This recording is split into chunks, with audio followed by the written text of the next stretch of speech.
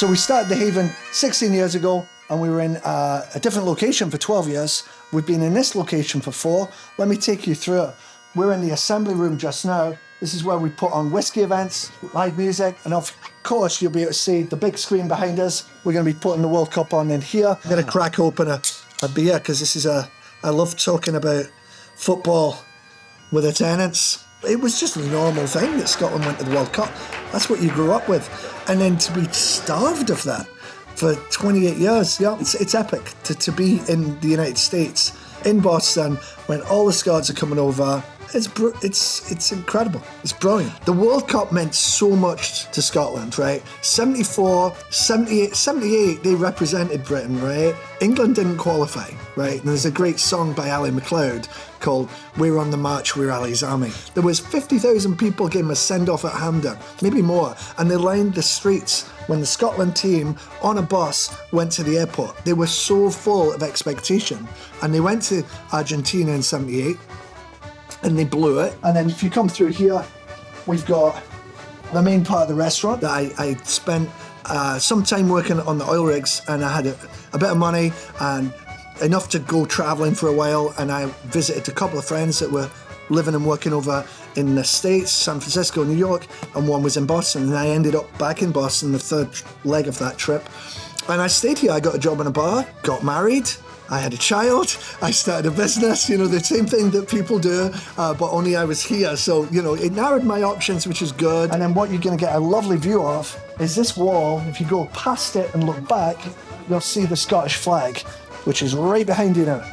Before I opened this place, I was working in an Irish restaurant, and you know, all the time I was just thinking about how we would appeal to people before we'd opened. You know, what would be the appeal? And just chatting to people, there was so many people interested in a Scottish place. You know, whether they'd been and spent a semester abroad themselves, or their sons had or daughter had. And so once we did open, of course, we've got a great array of beers, clearly single malt whiskey. This is all single malt Scotch whiskey behind the bar. It is the only Scottish bar restaurant in the whole of Boston, whole of Massachusetts. Pretty much, I think there's another one in New Hampshire, but north of New York, we're pretty much it. We are actually the biggest in the States as well. Should we take a little look outside and come this way? When that draw was made, the excitement factor was off the charts. There's so many people, you can only imagine, emailing and texting me.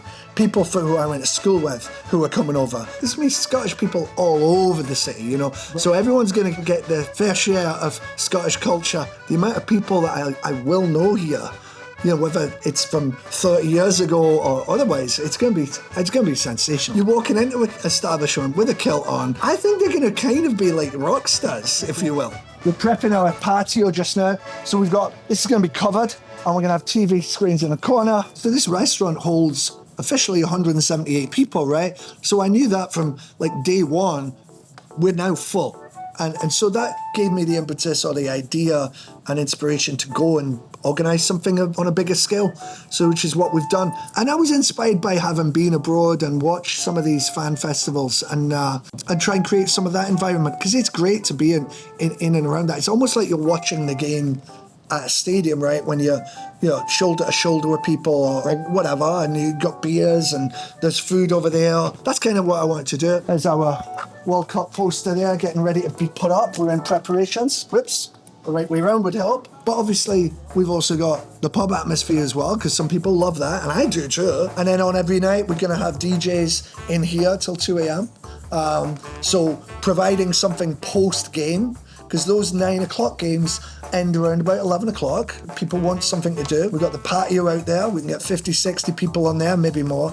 And so, yeah, I'm looking forward to an eclectic, busy, fun time. You just want to create a spectacle, a memory, and something to talk about. Hopefully, you know, in a few years' time, you can remember that, and you've got photographs or video of where you were at. And that's what we're going to do here. It's going to be epic. I'm looking forward to it.